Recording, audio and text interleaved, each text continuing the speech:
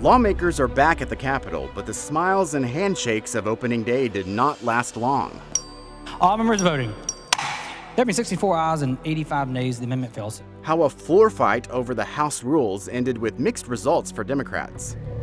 Record revenue gives Texas lawmakers a rare opportunity when it comes to the budget, but also a unique challenge. These things are decisions they're able to make that won't just impact the next 2 years, but literally can impact in future generations. We get perspective on the budget battles to come and look at some of the options on the table as the session begins. President Biden's visit to El Paso brings new attention on the needs along the border. What we have seen in El Paso is really a lack of modernizing investment and a lack of modernizing our laws. We dig deeper into the response to the presidential visit and the questions about whether he got a distorted look at conditions along the border. Produced from the Capitol in Austin and airing statewide, this is the award-winning State of Texas. Hello, and thank you for joining us. I'm Josh Hinkle. They're back. Texas lawmakers returned to the Capitol Tuesday to kick off the 88th legislative session. It looked much different from the start of last session when the pandemic limited some of the typical pomp and circumstance. Capitol reporter Monica Madden shows us the scene inside the House chamber for opening day. It's just like the first day back to school. Friends reunite, there's a roll call for the old and new members, and family take photos to remember the day. But it's the strike of the gavel. Order! To signal class is starting, with a seasoned teacher sharing words of advice. Jane Nelson, welcome back to the House. Former state senator and newly appointed Secretary of State reminding members of their duties. No matter where you come from, we are all Texans. Amid the ceremonies and speeches, you'll find some distracted and tired students. While House members chose the same class president for a second term, 143 to 3 votes. Our freshman class of 2023. Congratulations. A crowded chamber marking a stark difference from the COVID-era session in 2021.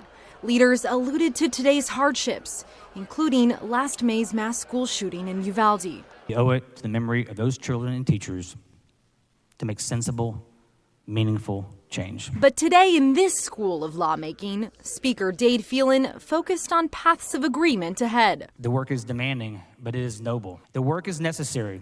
And because we have the privilege of doing it for the people of Texas, I know we will get it done together. Monica Madden, State of Texas. The smiles and handshakes of opening day did not last long in the House. Day 2 brought debate over the House rules.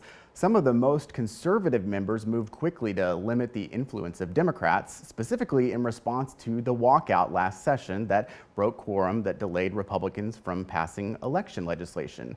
On Wednesday, House Republicans added new punishments for members who break quorum.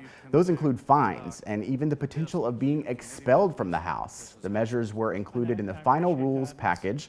We spoke with the chair of the House Democratic Caucus. He says his party still has a lot of tools to fight back. Democrats will be here. We'll be ready to fight.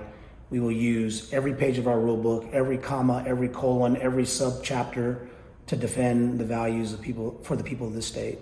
Some of the most conservative members in the House try to go farther to limit Democrats' power. Representatives Brian Slayton and Tony Tinderholt filed amendments to prevent Democrats from being named to chair House committees. Committee chairs are important because they have power to control what legislation advances to the floor for a vote. Those amendments, however, were blocked on procedural challenges from both Democrats and Republicans.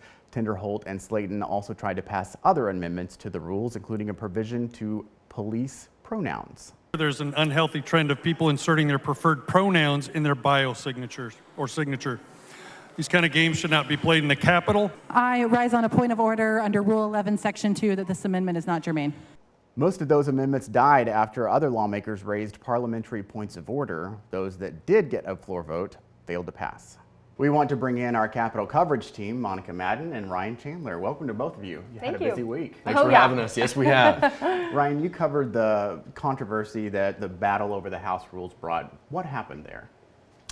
I think if you could sum it up in a word, the mood of the day was frustration. You may remember last session, Democrats skipped town and flew to D.C. last summer in order to prevent Republicans from having a quorum they needed to pass some election legislation.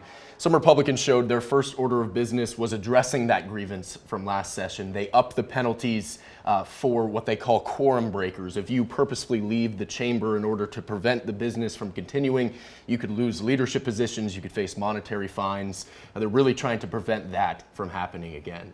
But I think Republicans and Democrats were a little frustrated, though, because some of the most conservative members of the Republican wing tried to prevent Democrats from having any committee chair positions, and even went farther with some really out of left field proposals for requirements for committee chairs that just did not go anywhere. But I think by the end of the day, patience was running pretty thin. All right. Well, Monica, you spoke with Trey Martinez-Fisher, the new leader of the House Democratic Caucus. What are the expectations for him leading the minority? Well, I think, especially based on what we saw from Trey Martinez-Fisher in the last legislative session, he was one of those key players in that quorum breaking when they fled to D.C. He kind of has a reputation of being a fighter, so I think progressives in the Democratic Party were happy about his leadership position. But at the same time, he expressed a willingness to want to be bipartisan. He said that because he said actually that there's 33 billion reasons to be bipartisan in reference to that budget surplus they have. So in that regard, he's expecting, to be able to work with Republicans on, how to dole out that surplus and make sure that they're working for their constituents, returning that money to Texans where they can. On the other side, though, like I said, he's told me that he's not going to shy away from fighting if he sees some of those red meat issues that Democrats are opposed to come up. Representative Martinez-Fisher has definitely built a reputation of being someone who's extremely savvy when it comes to the rules of lawmaking and has been able to block some bills in the past just from knowing how that legislative process works. So I think his party's excited for him to be the minority leader, and we'll kind of see how it plays out just based on what sort of legislation we see come out in in the House of Representatives. All right. Well, pace yourself. We're just at the beginning of the 140 days, but great job, both of you, this week. 137 more to go, I think. Thanks, Josh. If they stay on time. Yes. All right. Thank you. Texas lawmakers face a unique challenge: how to best spend more money than they've ever had before. This is truly a historical, once-in-a-lifetime budgeting session. We get perspective on the budget battles to come and the options on the table as the session begins. Our investigation showed how the state has problems tracking complaints against veterinarians in Texas. Now a new development, the step lawmakers are taking that could make a difference. And the search for solutions along the border, why the president's visit to Texas is bringing a mix of compliments and complaints.